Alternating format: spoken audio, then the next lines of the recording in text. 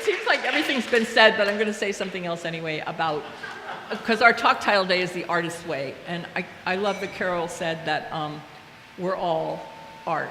We are. Our lives are our masterpiece. Our lives are the creative spirit, working through us, as us. And I don't know how any of you spent your childhood, but I bet there was some playtime and some make-believe time that you all had, because it's something that's very, very innate in us. And I remember when I was a little girl, I couldn't stop. Like, I was always creating a play, or creating a magic show, or creating a fort in the forest, or creating my own musical. I mean, I was just constantly directing my friends, playing all the parts. I was just doing that. It was like my innate spirit. And we all have that. And even if you don't consider yourself an artist, like everybody has said already, artist in the sense of, you don't paint, you don't sing, you don't dance, you don't do any of that stuff, you still are. And I think it's a really important thing to know that that creative intelligence that's working within you, and working with these bikes out there too.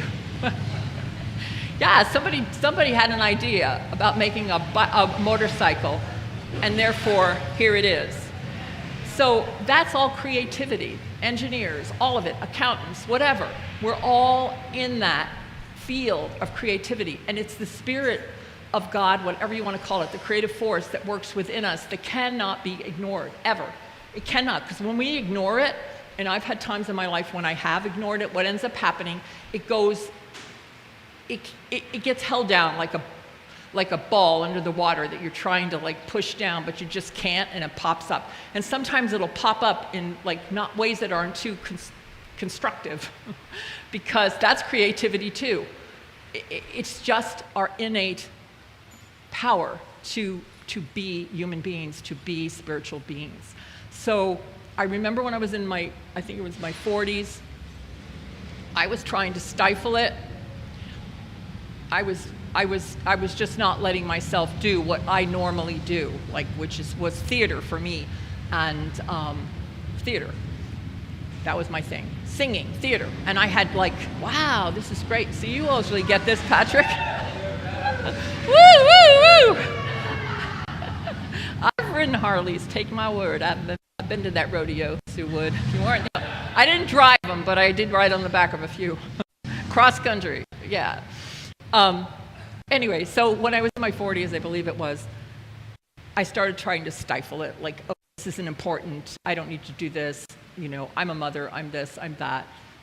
Focus on that, and don't, But it was still there.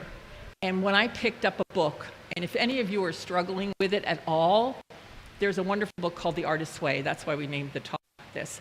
And many of us have done it. How many people have done The Artist's Way? Sometime in their life. The Artist's Way was what saved my life at that time.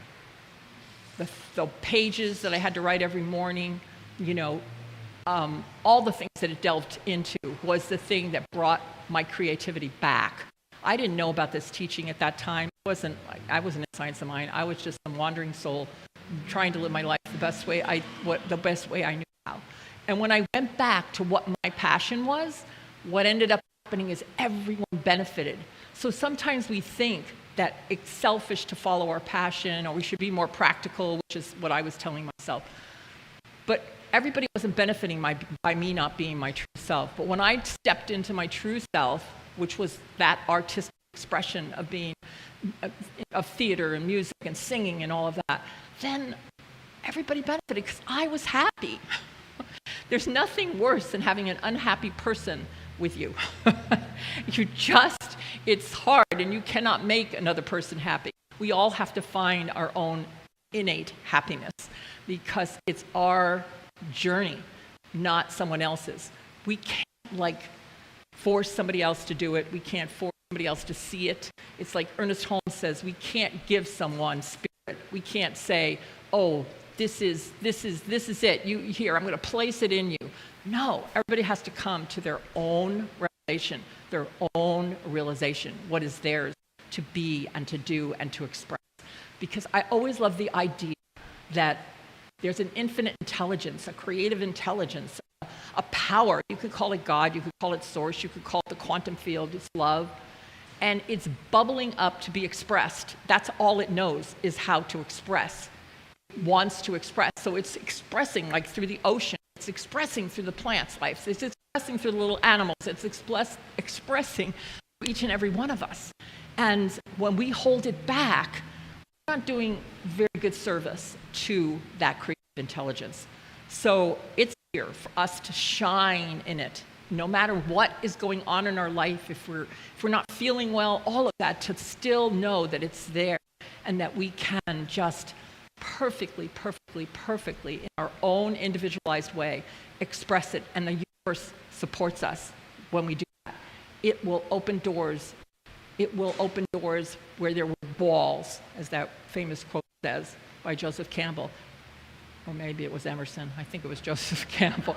It will open doors. It opened doors to me. I mean, I can't even give you an example right now because I could give you a million.